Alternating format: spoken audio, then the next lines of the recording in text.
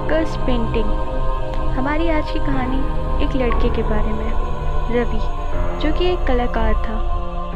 एक अलग टाइप की पेंटिंग बनाता था। जैसे उसकी हर एक पेंटिंग में एक अजीब सी शक्ति थी जो देखने वाले की ज़िंदगी बदल देती थी।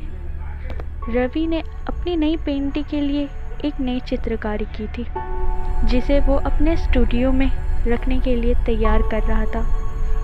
एक दिन रवि की पेंटिंग की एक एग्जीबिशन थी और उसने अपनी नई पेंटिंग भी वहाँ रखी थी। वो पेंटिंग काफ़ी लोगों को पसंद आई और कई ने पूछा कि वो उस पेंटिंग को ख़रीदना चाहते हैं। उस पेंटिंग के लिए लोग इतना इंटरेस्ट दिखा रहे हैं, ये देखकर रवि ने उसको अपनी इंस्पिरेशन बना ली और वैसी और पेंटिंग बनाने का तय किया। और उसने मन बना लिया था कि जब तक वो इसी तरह की और पेंटिंग्स नहीं बना लेता तब तक ये पेंटिंग किसी को नहीं बेचेगा। समय बीतता गया। अब रवि काफ़ी देर रात तक अपने स्टूडियो में और पेंटिंग बनाने के लिए देर रात तक काम करने लगा था। लेकिन कभी कभी वो उस पेंटिंग को देखने में इतना ज़्यादा खो जाता था कि दूसरी तस्वीरें बनाने का उसका बिल्कुल मन नहीं करता था। इसी बीच अब जो भी उस पेंटिंग को ख़रीदने के लिए आता था तो उसे वहाँ कोई औरत लाल कपड़ों में भागती हुई दिखती थी, जिसके बाल बहुत लंबे और चेहरा ढका हुआ होता था। अब कोई भी डर के मारे रवि की उस पेंटिंग को बिल्कुल ख़रीदना नहीं चाहता था। हर कोई उस पेंटिंग से कतराता था। यहाँ तक रवि के घर वालों और दोस्तों को भी पेंटिंग को गौर से देखने में उसमें अजीब तरह की खौफनाक औरत का चेहरा दिखाई देता था। लेकिन रवि कभी उनकी किसी बात का विश्वास नहीं करता था। वो कहता था उसने बहुत मेहनत करके ये पेंटिंग बनाई है और इसमें कोई डरावनी चीज़ नहीं है, ये सब बस मन का डर है। एक रात रवि हमेशा की तरह अपने स्टूडियो में था। तभी उसे कुछ आवाज़ सुनाई दी, जैसे कोई उसका नाम पुकार रहा था।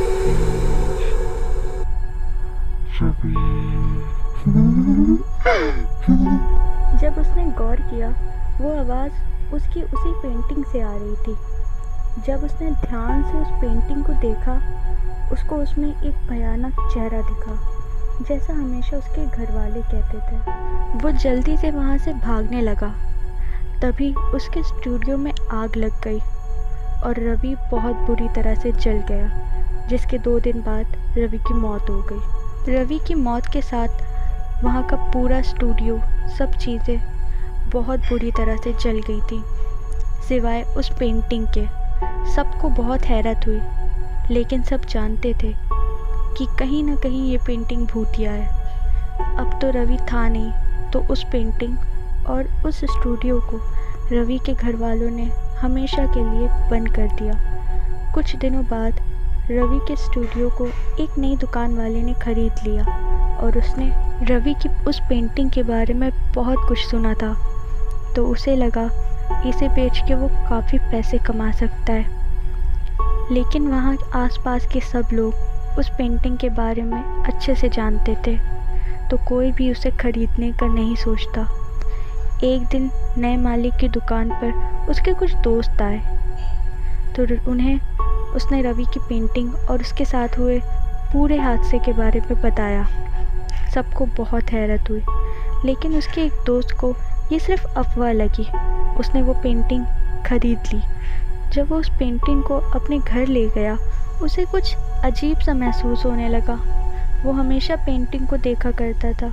जल्दी उसने सबसे मिलना जुलना कम कर दिया था और एक दिन उसकी लाश उसके रूम से मिली। कुछ लोगों का मानना था कि शायद उसकी मौत के पीछे उसी पेंटिंग की कुछ कहानी है। सबका कहना था कि अगर किसी चीज़ में किसी बुरी शक्ति का होने का आसार हो तो उससे दूर ही रहना चाहिए। सही वक्त से ये समझना और उसे संभालना बहुत ज़रूरी है, वरना उससे किसी की भी ज़िंदगी तबाह हो सकती है। हमारी आज की स्टोरी को लाइक और कमेंट करना ना भूलें और ज़रूर से हमारे चैनल को भी सब्सक्राइब करें। Thank you.